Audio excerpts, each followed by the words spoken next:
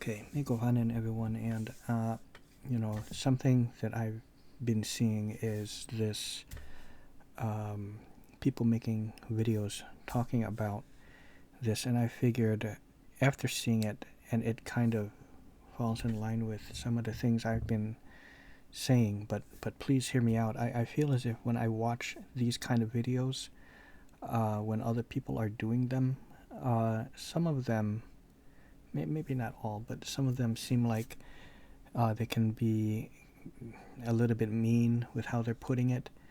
And I understand what they're saying and what they're driving at, because for the most part, I get it, and I do tend to agree, but I don't agree with how they're putting it or how they're phrasing it, and it just sounds like now they're also just kind of being mean, right? So this is a thing, Dove, and something about promoting video games or beer and stuff like that. Dove, they do soap, right? Dove soap, but I guess they want to do this thing now, and it's something to the effect of, well, here, I'll go ahead and play this, and you can see, and then I'll tell you. Okay. All we have is the hero. I don't know if this is a real game or not, but I saw one video say that this is maybe a real game, so I don't know. Maybe it is Odyssey. Okay.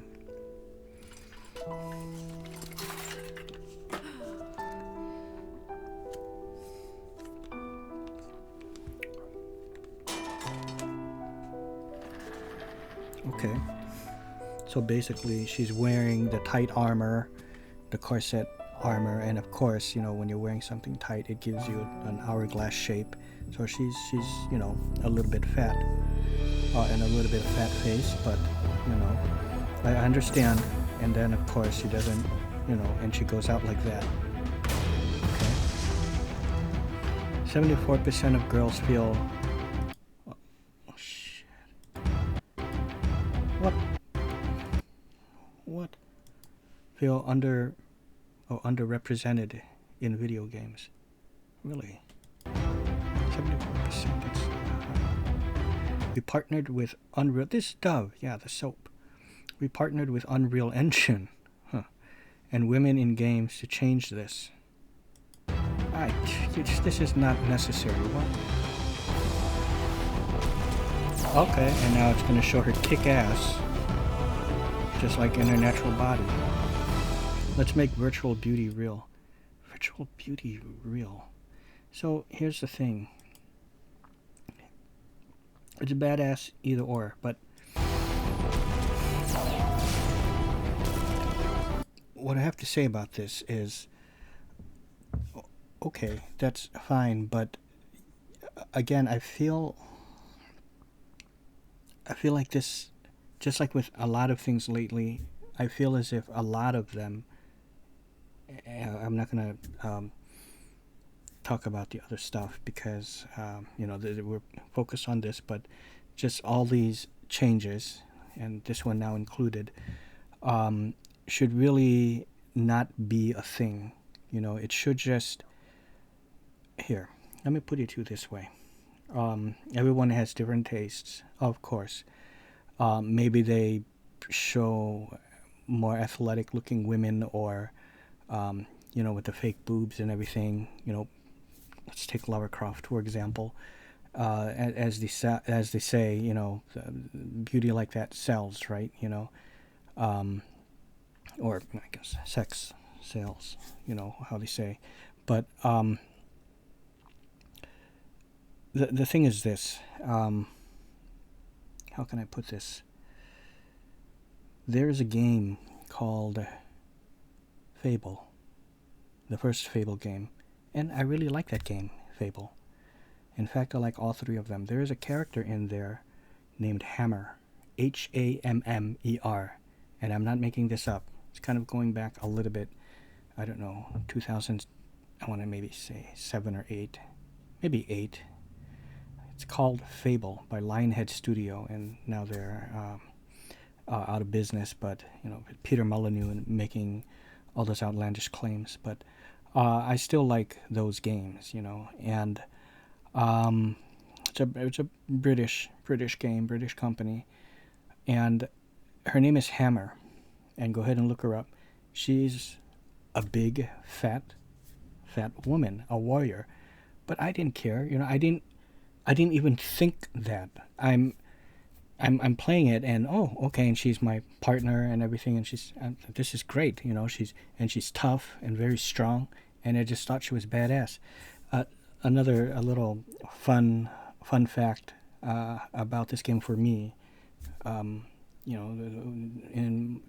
my history with it. There was a friend I once had named Rogi. That was his nickname, Rogi, and we played Diablo 2 back in the day, early 2000s, and so I was telling him about Fable 2 and telling him about Oblivion. He really got into Oblivion, and when that came out, we've known each other for years. During my time of playing D&D, he's part of my D&D group, DM group with Joe Clavette, and I told him about Fable and how cool it was and everything, and your character kind of changes the way he looks depending upon how you play and the stuff you eat. And so he gave it a try. He bought the game and gave it a try. And then later, when I asked him, how do you like it? And I won't repeat everything, but he began swearing like crazy. And he's a religious man. He's very Christian, which is what I don't understand about him, because he would say he's Christian, and he'll say he doesn't swear, and he's like, no, and the Lord says this, and the Lord, and he's quoting stuff like that, right? And he plays D&D with us, but so, and then he just started swearing like crazy. I said, oh. Because you didn't like it? No, I didn't. I didn't like it. I go, what happened? I'm sorry. Fal, I'm not mad at you. It's just there's that fat bitch Hammer. I said, what's wrong? He goes, she made fun of the Bible. I said, what? Yeah, upon meeting her, and she's talking about when you're walking with her, and she's talking about a book, how that's 1,000 years old, and it's something. I can't remember everything, and then I'm thinking, and I said, is it the part when you kind of first meet her, and then she's talking about that, and he goes, yeah, that's exactly the part. She's not talking about the Bible, man. There's no Bible, and this is a fake world. No, 1,000 years old. They go, yeah, they're talking about, and I can't remember what it was called now, but it's the Fable book that talked about the history of the world of Albion. And I was kind of explaining to him, because, and remember when she said this, and he's thinking, and okay, and then he calmed down. Okay, I see. And then okay, hold on. You got the game with you, and we put it in little Brian's 360 at the time, Xbox 360, and we put it on, and we get to that part. You see, and then you see when the narrator talks in the beginning.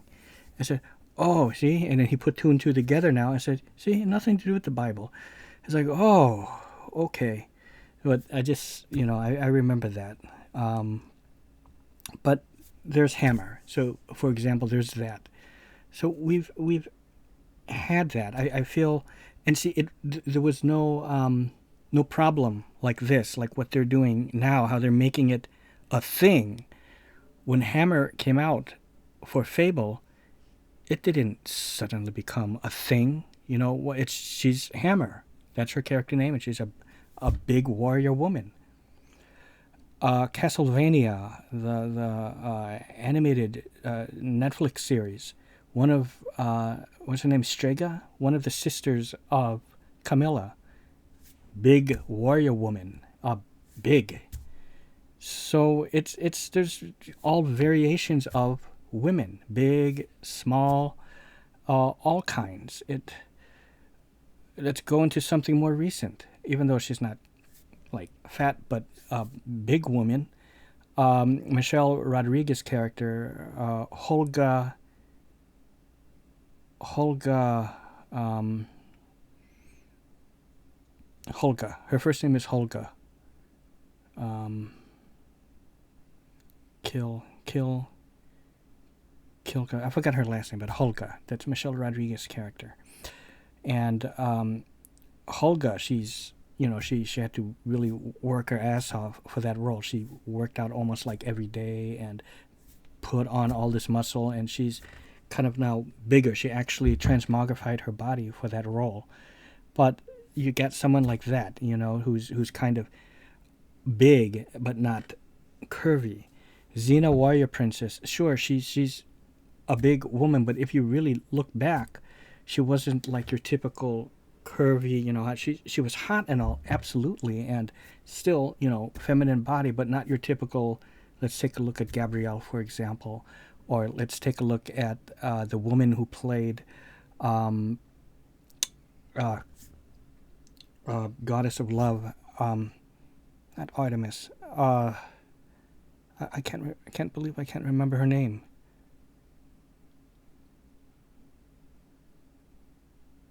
Who played the Goddess of Love? I don't know why I can't remember her name, but her. Aphrodite. Okay, so you have those are more of your typical sized women. Xena was basically like an Amazon. So don't give me that it's almost as if nowadays they're trying to make the things that they're advertising and it's really what it is pushing. You read that. You look at this. You can't look at this. This is what they're trying to promote here. Don't give me that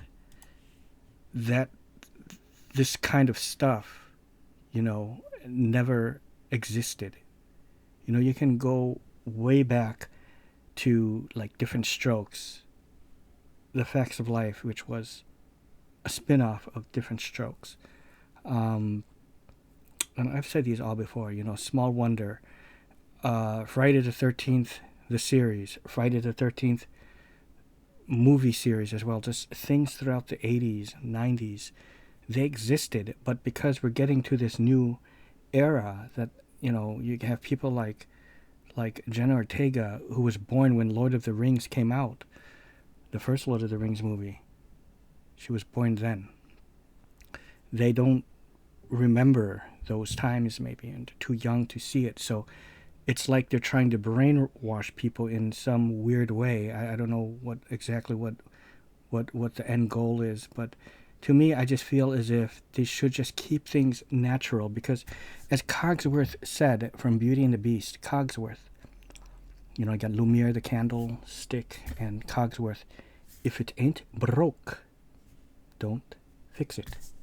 But of course, Cogsworth meant broke, the Baroque period, right? But it's like a fancy, funny way to put it. Means like double, Baroque and broke, as in BROKE, but also BR. Oh, I can't remember. BAROQUE, Baroque, the Baroque period, right? You understand? So like that. So it's as Cogsworth said. So what are they trying to do? I don't know. It's nothing was broken. The stuff that's woke is not bad. It's them trying to push it like in this way for whatever end goal they're trying to do. I feel that is the bad part. Inclusion is absolutely good. It's fantastic. I love it, but not to the point where it gets in the way of the plot and this is the story. I'm trying to think of sometimes even Mad TV and Saturday Night Live makes fun of things like that, and it's just, and this was way before this kind of thing was happening, so I just don't understand. So that is just basically my 2 cents on this, and this is a cool commercial. I think this is fine. I understand she could have gone either or. They could have done this. They could have just made the commercial like this and start off like that and not have to show this. Pick what you want. Pick something. Pick what you want. You want her to be this muscular one and go with that commercial, or do you just feel like going with this, going with that, and skip this whole crap here, you know, to show this transition. There's no need for that, and show this. What is this? You know, just pick what you want. You want to pick this? That's perfectly fine. You want to pick this? That's fine too. So that's just my thoughts on it. So sorry about that, but I just felt I wanted to put my 2 cents on that. And yeah, see you.